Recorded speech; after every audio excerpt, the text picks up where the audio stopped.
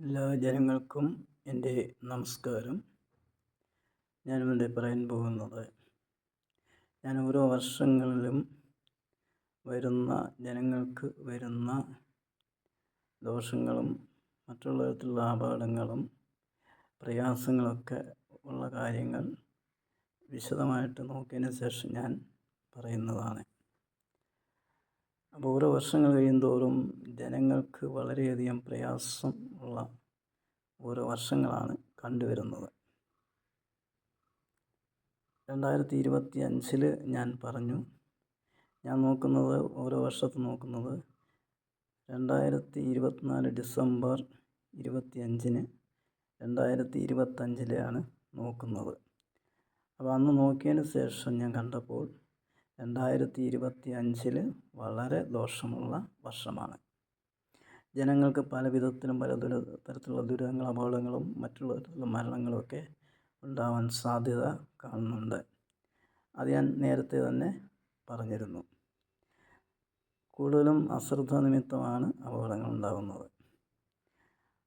അശ്രദ്ധ നിമിത്തം ഉണ്ടാകുന്ന അപകടങ്ങൾക്ക് ശേഷം വരുന്ന പ്രയാസങ്ങളും ബുദ്ധിമുട്ടുകളൊക്കെ വളരെ കൂടുതലാണ് കാണുന്നത്. അത് ഒഴിവാക്കാൻ വേണ്ടിയായിരുന്നു ഞാൻ നേരത്തെ തന്നെ പറഞ്ഞിരുന്നു. ഞാൻ നക്ഷത്രം നോക്കി പറയാറില്ല. ഓരോ നക്ഷത്രങ്ങളുടെയും നോക്കി പറയാൻ സാധിക്കുകയില്ല. അതുകൊണ്ട് ഞാൻ മൊത്തത്തിൽ ജനങ്ങളെ നോക്കിയാണ് ഞാനിത് പറയുന്നത്.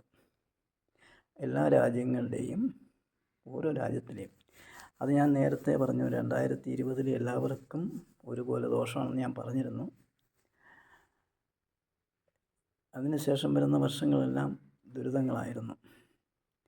അപ്പോൾ 2025 വളരെ ദോഷമാണെന്ന് ഞാൻ പറഞ്ഞിരുന്നു. ഇനിയും 25 ദിവസം ഉണ്ട്.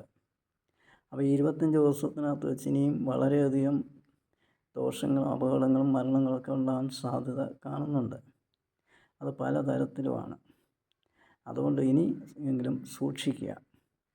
2025 വളരെ അപകടമാണ്. സൂക്ഷിച്ചു കഴിഞ്ഞാൽ അപകടങ്ങളൊക്കെ മാറും. അത് ഒരു നിമിഷം കൊണ്ടാണ് ഇതെല്ലാം സംഭവിക്കുന്നത്. ഈ ഒരു നിമിഷത്തിന് വളരെ വിലയുള്ളതാണ്. ആ ഒരു സെക്കൻഡിനാണ്, ഒരു സെക്കൻഡ് ഒരു നിമിഷം എന്ന് പറയുന്ന കണക്ക് അതിനാണ് വളരെ മൂല്യം ഉള്ളത്. അത് വരുമ്പോഴാണ് പലതും നടക്കുന്നത്, ഗുണമായാലും ദോഷമായാലും. അപ്പോൾ ഇനി ഞാൻ ഡിസംബർ 25 രാവിലെ നോക്കുന്നതാണ് 2026. ഞാൻ